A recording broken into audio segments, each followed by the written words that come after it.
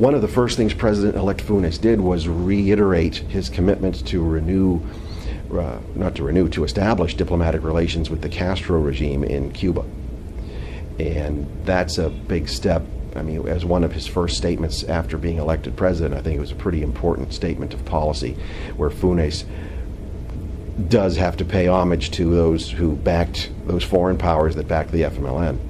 And it's going to be interesting because he has insisted he's a moderate, that he's not a radical, and Salvadorans are going to hold him to that commitment to moderation and not to extremism.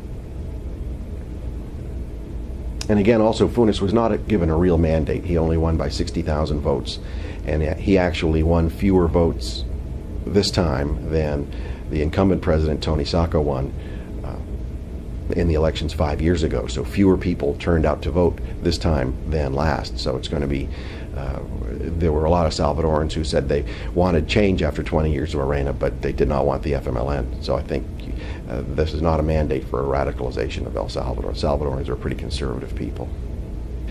Well, it was interesting to see what the Obama administration's view was. They were just taking a hands-off approach to the election. There was concern in El Salvador that if the FMLN won, it might, because it was a terrorist organization, the FMLN party, because it was involved in the targeted assassinations of American off-duty Marines and other military personnel during the war. Those murderers are still at large. They were allowed to go free during the peace accords, and the FMLN continues to support terrorism. They, right after 9/11, the current vice president-elect of El Salvador, Salvador Sanchez Serén, actually led a protest celebrating the 9/11 attacks on the United States and saying that the United States deserved it and we had it coming to us and that we ourselves are a terrorist nation.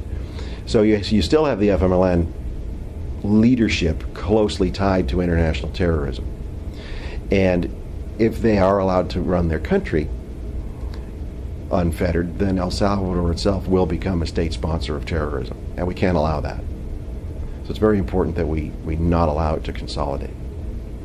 So the Obama administration's approach has been pretty weak. The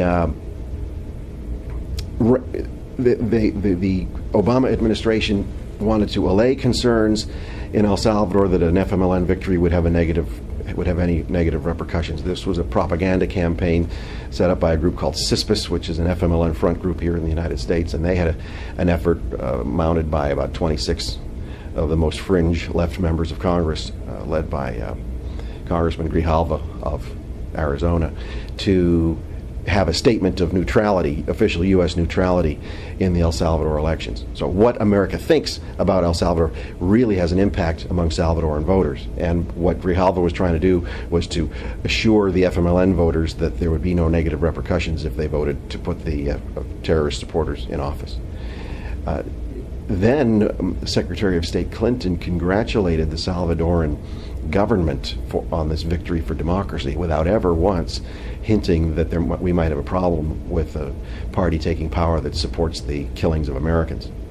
So that was a pretty big disappointment. So I'm not too hopeful that the Obama administration is going to take a very smart approach to the country. The Salvadorans offered, the current government of El Salvador offered a 10-year extension on our counter-narcotics program down there, which is crucial to the whole region. Salvadorans offered it, and the State Department said no.